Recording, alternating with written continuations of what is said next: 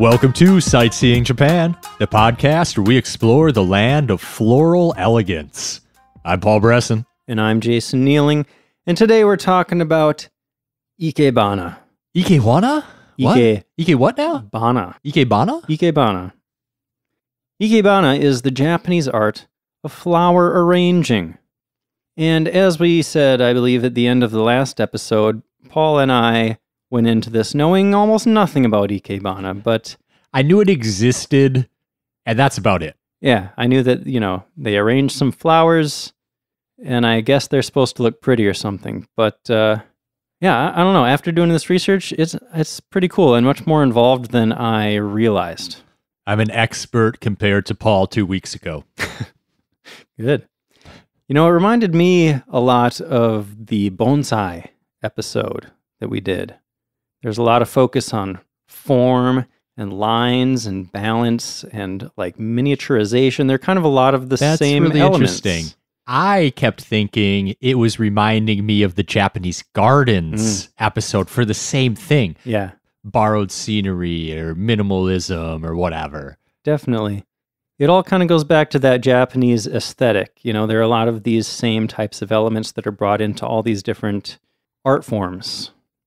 So Ikebana means, I've seen it translated as arranging flowers, but also translated as making flowers alive. Yeah, or giving life to flowers, because there are two parts of that word, Ike and Bana. And the Ike comes from ikeru, which is the verb to arrange, but also the verb to have life.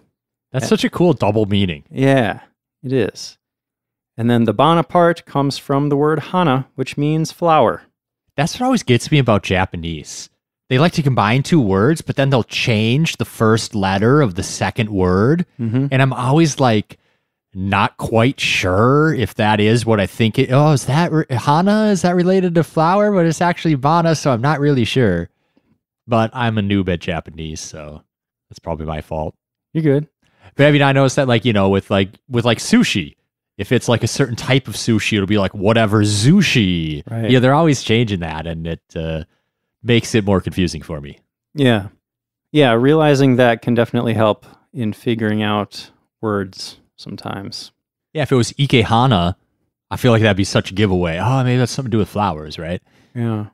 I don't know, maybe it's, I guess it feels like it usually just makes the word a little bit easier to pronounce. I'm sure that's what it is. Or maybe like the very origins of that type of thing is probably just naturally when people are speaking, they speak quickly and in the easiest way. Like it's like contractions. Yes, that's what I was thinking too. It's kind of like a contraction. Yeah. But instead of skipping a sound, they're saying like an softening easier or it. softer sound. Well, but with Ikebana, it's almost like they're making it the opposite of soft. The H would be softer than the B. Yeah. Anyway, moving on. So Ikebana is also known as Kado, which is the way of flowers. I like that. Yeah. So if you've heard of Bushido, we talked about Bushido in our samurai episode. That is the way of the warrior. So that do part is the way of, basically. So Bushido is the way of the warrior. Kado is the way of flowers. And it sounds like that term, Kado, is actually preferred over Ikebana in Japan these days. You're more likely to hear that. Oh. Also, I love this. Kado, or Ikebana, is also considered one of the 3 classical Japanese arts of refinement.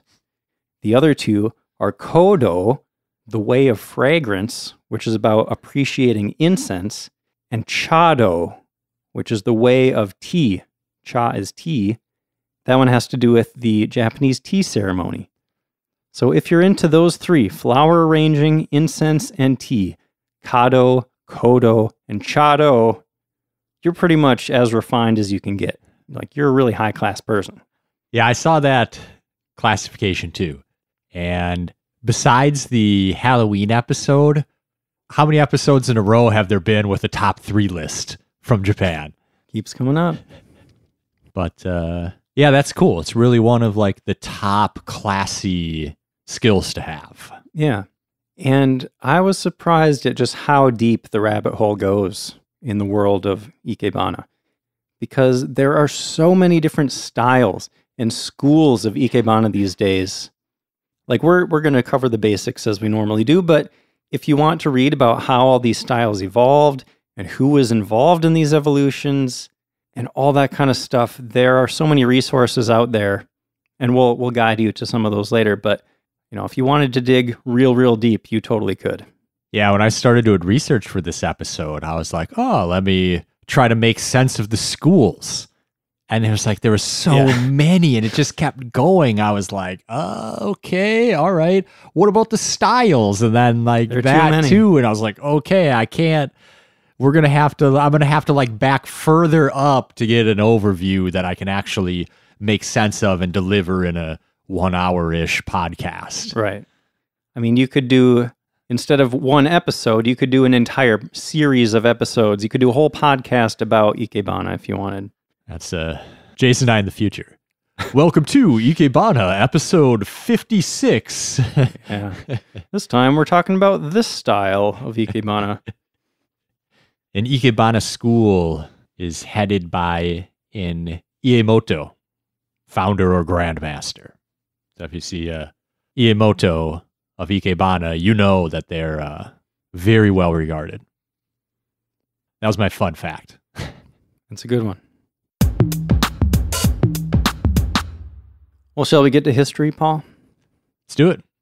So the earliest origins of Ikebana seem a little murky, as things tend to be when you're going back over 1,500 years or whatever. But it sounds like the most basic elements of Ikebana came over from China, along with Buddhism. Surprise! Another one of those. Like, just that happens with so many things in traditional Japanese culture. Yep. So around the 6th century, from China, along with Buddhism. And of course, the first people to really get into it were the aristocracy. Again, very familiar story. And that connection with Buddhism was really the driving force behind this art form for a long time. Early on, it became common to offer flowers at Buddhist altars.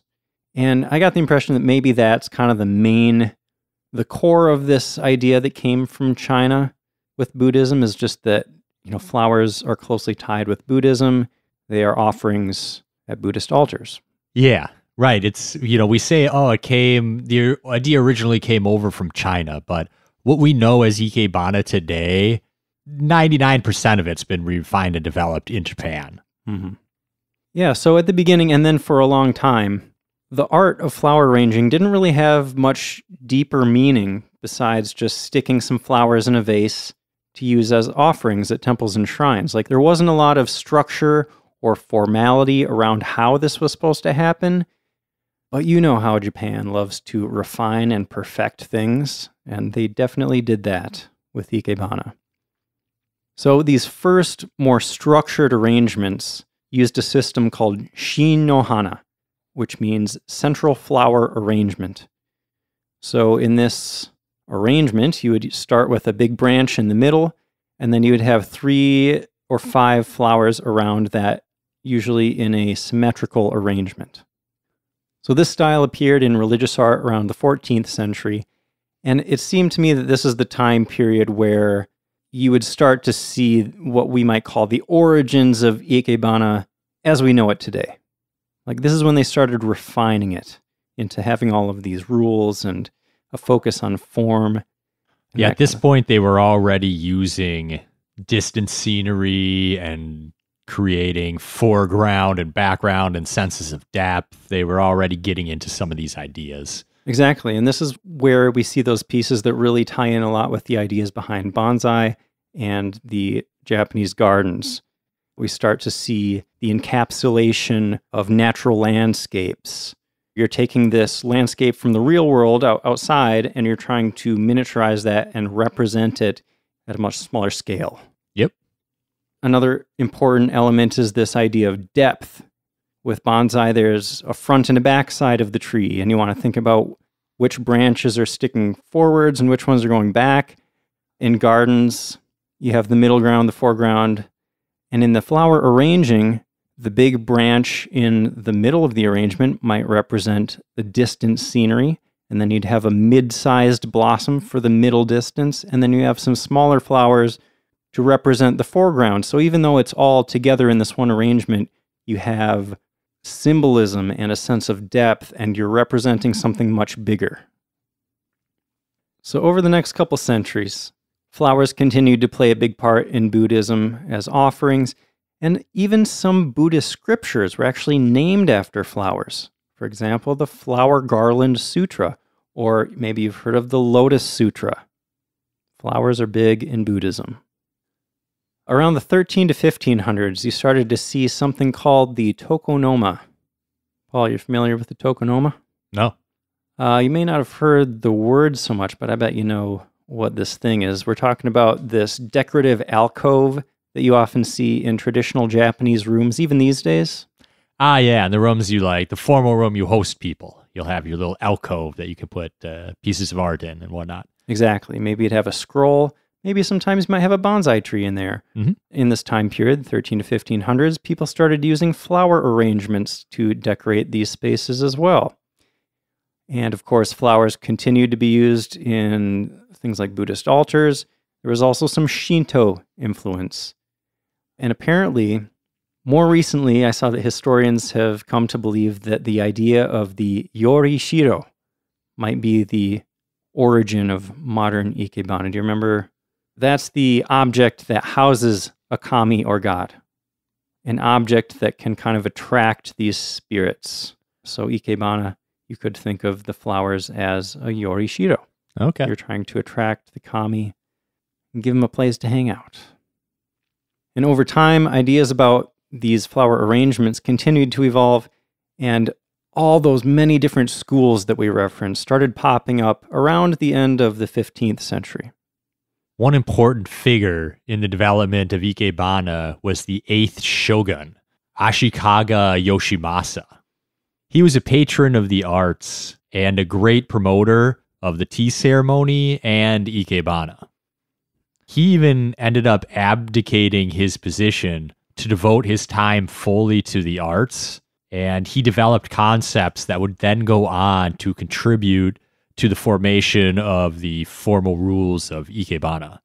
Yeah, he really pushed the idea that these flowers that you're placing as offerings, like that should happen at all ceremonial occasions. These flowers are important, and when you're offering them, you don't just throw something together, you got to show respect for the kami, so you need to be very careful, and your arrangements should be products of a lot of attention and time and careful consideration.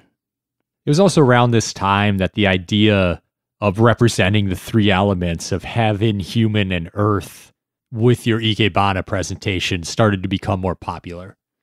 This is also around the time the Ikebana started to divide into these two distinct branches. You got Rika and Nageirebana. The Rika style is a more stiff, formal, decorative style, whereas Nageirebana is considered to be a bit more natural. There's more of an emphasis on simplicity.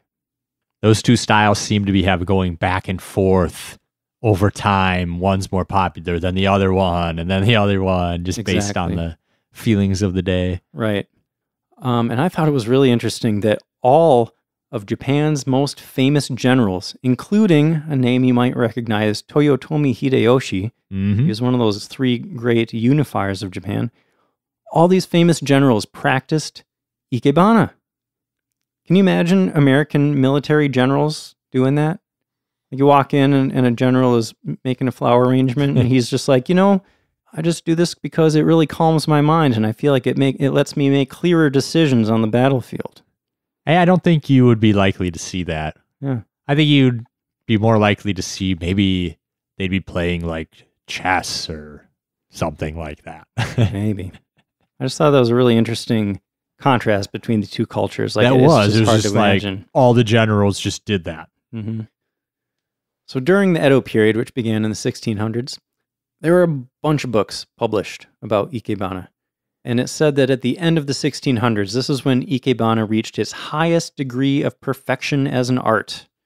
And both of those main styles, the Rika and Nageirebana, were practiced in this period. In the Meiji period, which started in 1868, the Meiji government made efforts to make sure that Japanese women were educated and trained to be, quote, good wives and wise mothers.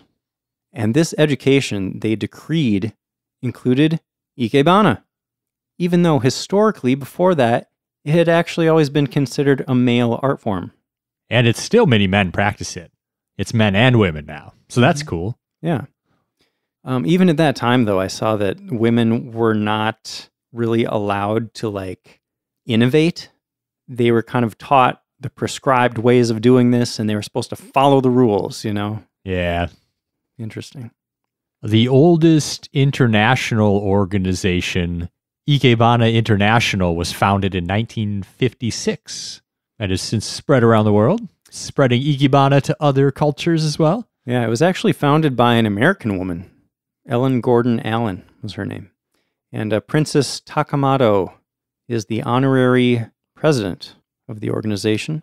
They have that one got me so far down a rabbit hole. Yeah. Because I was like, who's Princess Takamoto? And I clicked on it and I read all about her. And then I read about her deceased husband. And then I read about her kids. And then I read about like the other imperial family members. And all right. An hour and a half later, I was like, oh yeah, I was researching Ikebana. Anything worth mentioning? Anything super interesting? It's kind of sad. Her husband died of a heart attack young in like 2002. How old is she now? I put her around 60. I guess that's not what you might envision when you think princess. Yeah, I think her husband was brother to the current emperor or something like that. Her husband was like 7th in line or something to the throne. 2 of her daughters married commoners and abdicated all their imperial benefits. That's been a big thing in the news lately. Yeah. All right, we got to get off this track. So this organization, Ikebana International, they have 143 chapters now in over 50 countries. They have more than 7,000 members, and they have a pretty great motto, I think. Did you see their motto? I don't remember. Friendship through flowers. Oh, that's cool. Yeah. That's sweet. Yeah, and like a lot of these styles and schools, you know, they have very specific rules and stuff, but this organization doesn't endorse any specific type of Ikebana. It's all about that sense of community. They welcome members from all schools. That's nice. Mm-hmm. Should we go do some Ikebana, Jason? I would try it, yeah. Okay. We'll talk at the end about how you can get involved if you're interested, too. Yeah. So yeah, these days there are tons of schools of Ikebana, like a crazy number of them. And Paul, like you said earlier, each school is normally led by an Iemoto, a Grand Master, and that title is actually passed down through the generations of the same family. An Ikebana school is a family thing. The oldest school is called Ikenobo. Did you read much about that one? A bit. Supposedly it goes back to the Heian period. I don't know. I saw a lot of conflicting sources. Some places said it goes back to the 15th century. Some sources said it went all the way back to the 8th or 7th century even. Wow. I'm not sure. Maybe they have different ideas of like what the origins, you know, what that means. Yeah. Really. Yeah, right. But so these days there are about 3,000 schools in Japan and even thousands more around the world. And even over the last few decades, new schools have been founded. So obviously we won't have time to go into each one of those, but we'll cover kind of the overarching elements that they have in common.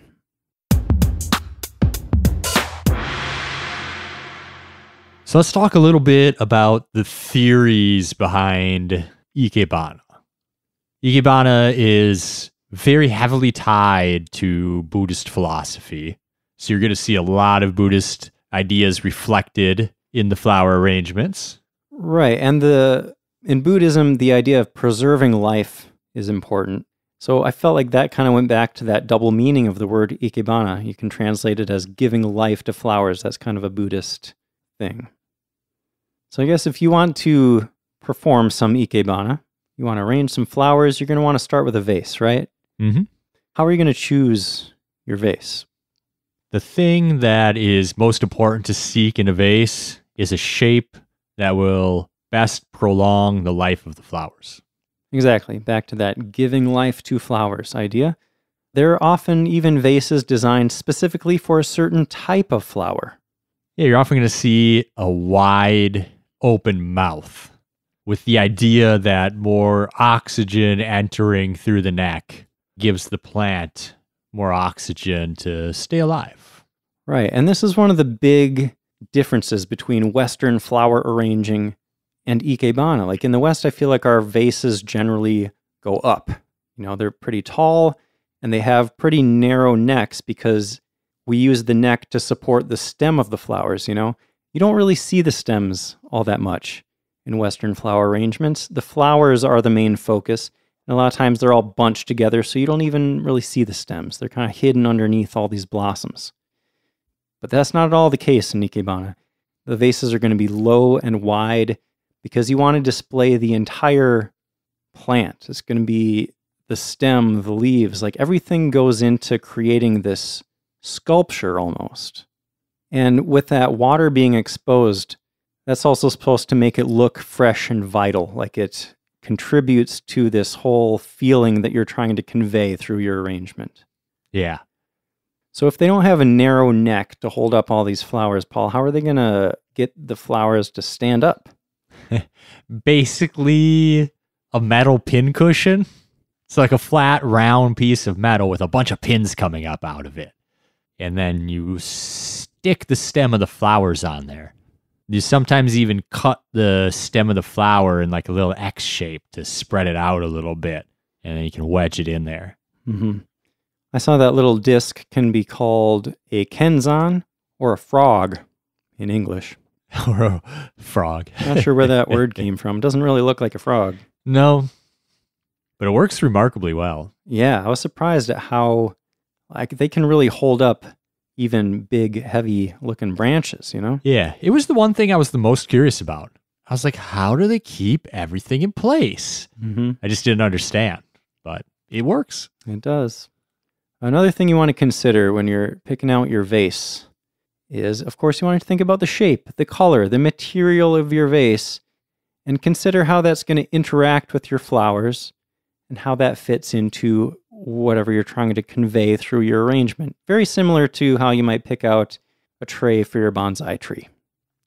Bronze vases are very popular because they are the color of earth. You get a very natural kind of feel from that. Bamboo is also often used because it has a pretty neutral color and straight, clean lines. Even considering the season might affect which vase you use. Yeah, we've talked about how seasons are important in many different aspects of Japanese culture and art. Mm-hmm. For example, in summer, you might use a low, flat vase, which shows more water exposed. Okay, so let's say you've picked out your vase, and now you want to think about how you're going to arrange the actual flowers themselves. Well, like I said, it's actually really similar to making a sculpture. So you're not just thinking about the blossoms. You're thinking about every piece of this. You want to take into consideration the shape of each element, the lines that they're making, the form and balance of this whole image that you're creating. So, like if you have an entire branch of a tree, you might want to trim off little twigs that are going in a direction that don't make sense with your vision. You're going to consider which direction this branch is pointing. How does it interact with the rest of the elements?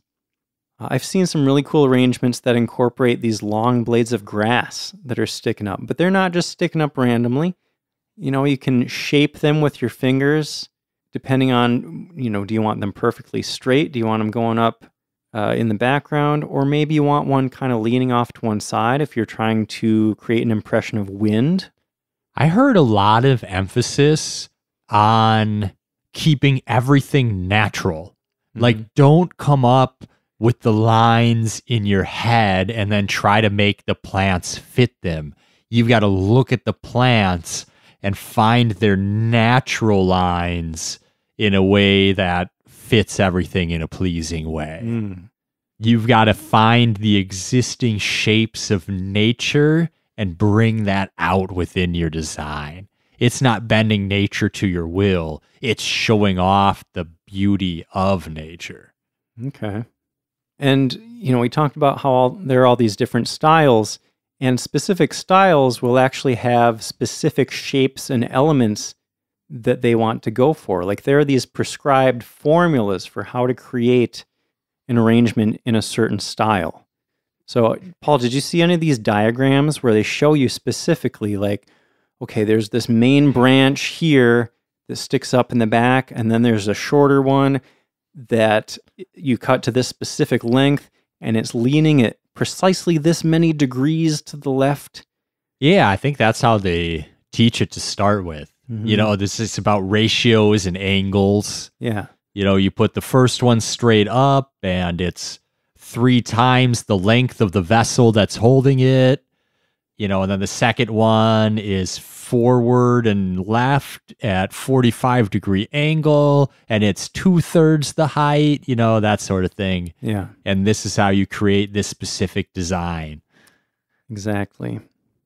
Another thing to consider is in your choice of plants, each flower or branch or blade of grass that you choose is going to be imbued with all sorts of symbolism. Mm-hmm. There's something called the language of flowers, hana kotoba, where each plant has a specific meaning depending on the color of it, its height, whether there are thorns or not on the stem.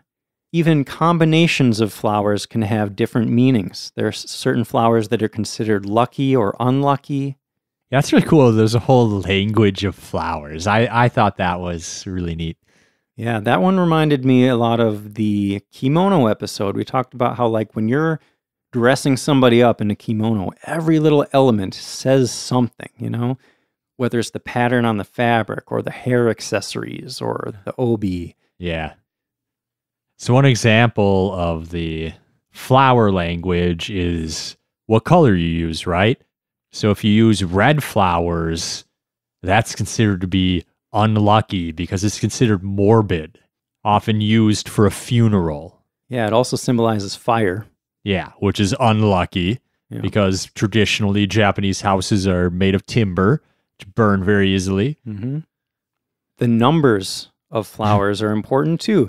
Odd numbers are considered lucky in Japan. Yeah. Even numbers are unlucky. So never an even number. Right. Earlier I mentioned you might have 3 or 5 flowers, but not 4. 4 is a bad number. You don't want 4 flowers. Yeah, you don't want equal balance. You want everything to be odd and just off a little bit to get that nature feeling. Yeah, symmetry is not common in Japanese art. Like asymmetry is considered more pleasing. I heard that's because it's more natural. Like you go in nature and it never mirrors itself. It's always a little bit different. Mm-hmm. So the artist's intentions can really come out through how the arrangement is made and what color combinations are used or what shapes of the plants and what lines they use can be used to convey emotions and other feelings as well. Mm-hmm. I also thought it was interesting that if you're giving a flower arrangement as a gift, it should be given when the flowers are still in bud, because once those flowers have blossomed, it's too late, because you want the recipient to be able to experience the pleasure of seeing them open. There's so much consideration in every little bit of this. That was one of the coolest things I think I learned about this whole thing, because I never would have considered that coming from our Western perspective. Like, no, you give them the flower when it's fully in bloom at its prettiest. Yeah. But that's like a really cool take on it. I don't know which one's better or worse or whatever, but it's just a totally different way of thinking about it. Yeah. It's also cool that you can arrange flowers in specific ways to almost like tell a story or suggest certain occasions. For example, if someone is leaving home, you might want to incorporate willow branches because those are supposed to symbolize hope of a long and happy life. Or if somebody's going on a long trip, you can form the branches into a complete circle to symbolize a safe return. Yeah, isn't that cool? The flower language. Like you could just walk by someone's home and you could see what kind of flowers they have and you're like, oh, they're taking a journey. Mm-hmm. Or maybe they'd be inside the home, but just being able to tell what's going on in their life based on the arrangement of flowers that they have. Yeah. And Paul, you mentioned, fire was a big bad thing Yeah. in Japan. You can actually use white flowers to signify water. So like for a housewarming, if you use white flowers, it symbolizes water because the water protects your new home from fire. Yeah, that's cool. You got to be careful with white, though, because white is also the color of death in Japan. We've talked about that. Yep. So you might use white for funerals. For that case, you might even include some dead leaves or branches. I kind of like that. I want to see more of those arrangements with white and dead stuff. That's interesting. That's kind of cool. Still thinking of dead things after the Halloween season, It's all fresh in the head. Yeah. Green is a fun color too. If somebody inherited a bunch of money, you can celebrate that by using evergreen plants or plants that have long lives to convey a hope that the money will last forever. Yeah, that's cool. I guess that's more about the longevity of the plants than it is about the color. But yeah, I guess.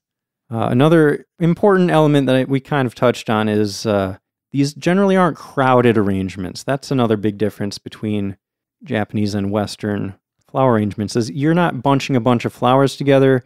It's about quality over quantity. Yeah, with the ideas of minimalism, you'll often trim off a lot of the leaves and little branches sticking out to leave just like the most important lines and forms that you want to show. Yeah, you want to retain the essence of that plant, but you don't need it to be very busy. Back to the seasons for a second. As we said, seasons are really important. March is considered a windy month, so you might want to bend your branches or flowers in a way that suggests they're swaying in the wind. They're not going to be standing straight up. Maybe they're all tilted in one direction a bit. So with all of this symbolism and intention behind every little thing that you're doing, I saw that to a lot of people, this practice can be considered very spiritual or almost like meditation, like a meditation on nature. Yeah, some practitioners insist upon doing it in quiet. They've got to be like at total peace to be able to make Ikebana. Mm-hmm. Others don't mind as much, but it's because they want to be in that perfect state to like draw out the natural beauty. Yeah. It seemed like that kind of thing, those kinds of ideas might depend on the school a bit. Like some schools emphasize certain elements more than others. You might have slightly different ways of doing things. Or even the personality of the person. Sure. And of course, you got the schools and then you got the styles. And a lot of the styles can be pretty different too.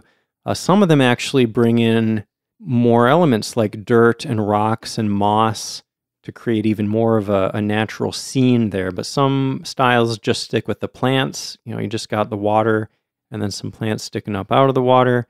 That reminds me even more of bonsai. Yeah. Putting a rock and some moss in there. Definitely. Yeah, so they all have their different rules about how shapes should be laid out, what elements to use, all that kind of stuff.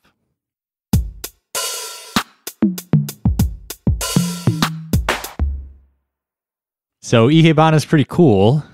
How do we get involved? Well, we mentioned Ikebana International in the history section, that big organization. It seems to me that would be one great way to get involved. You can become a member at their website, ikebanahq.org. Did you see they've got a local chapter here? No. Like a Twin Cities? There's a Minneapolis. Nice. Yeah. That would be interesting to check out. Yeah, they said everybody, we're welcome to email them and they'll tell us all about like when their next exhibit or display or whatever is. That's awesome. We should do that. We probably should. Some of the benefits of membership include issues of a publication. They have 3 issues annually. You also get online access to past issues of their newsletters. They have world conventions and regional conferences that you can participate in. There are 143 chapters. You can join any of those. There are monthly meetings you could participate in. They have demonstrations, exhibitions, workshops, etc. So look up your nearest chapter. It looks like a lot of the chapters themselves actually have their own websites that you can also check out. Yeah. If you're in Japan, Some of the larger Ikebana schools offer classes in English if you're in Tokyo. Nice. So you can get, I think it was about $50. You could get some personal training.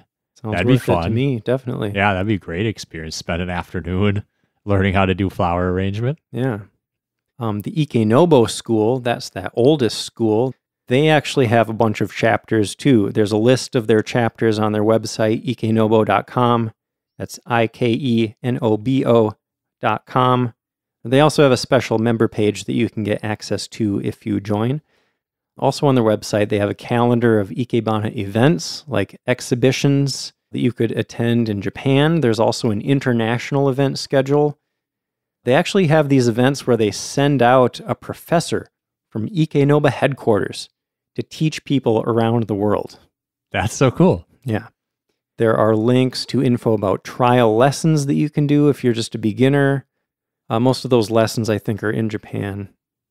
And, that's just the website for one school. And there's so many schools. So if you look around, if there's a specific style of Ikebana, a specific school that you're interested in, there's probably a group that you could join or some events that you can attend. If we ever get around to doing some Ikebana, we will definitely post the pictures on Instagram. For sure. Yeah.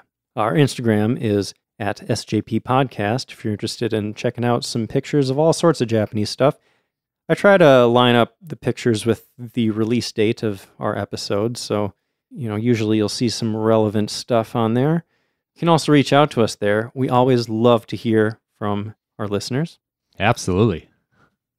If you haven't been to our website, it's pretty nice. And we've even got a nice travel tips section there that's got a whole bunch of things that can help you out if you're traveling to Japan. We've mentioned them in some other episodes, but really useful stuff. Yeah, I hope those travel tips, travel tools come in very handy to people. And, it's exciting. I hope we're getting close to the time where we can all start planning trips again. So you're more hopeful than I am, buddy. Yeah, who knows? But I certainly hope so, yes. I think we all hope so. Yeah. I'll pour one for you tonight. Everyone out there like me that's been trying to plan a trip to Japan for the last year and a half. Yeah.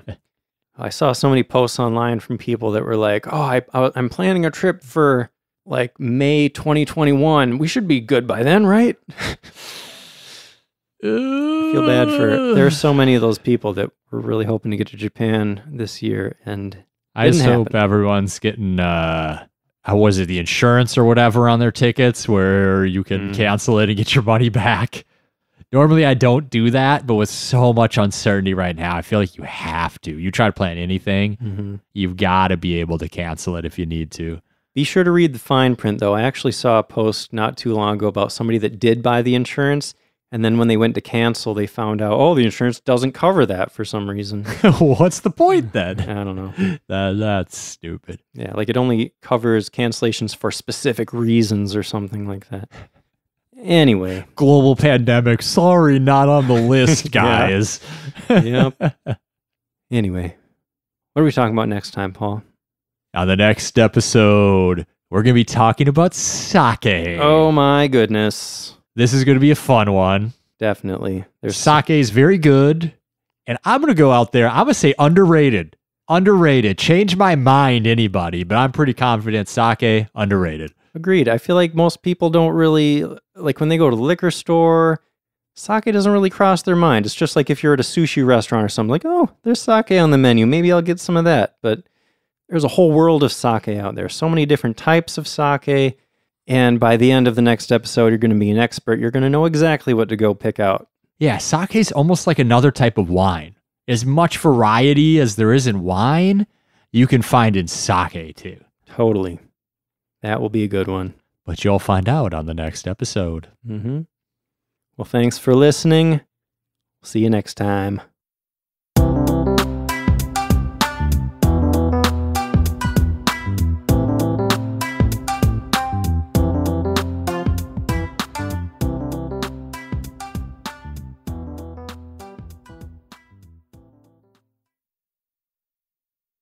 And it's the same thing, I think, with listening to my voice. Other people are like, oh, you have a nice voice, Paul. And I'm like, I sound so dumb. No, I hate man. how I see, like Dude. listening to yourself is always weird, right? People love how deep and soothing your voice is, Paul. You got to focus in on those parts of it. Does that mean I should talk more? Is that a license to just like talk all the time?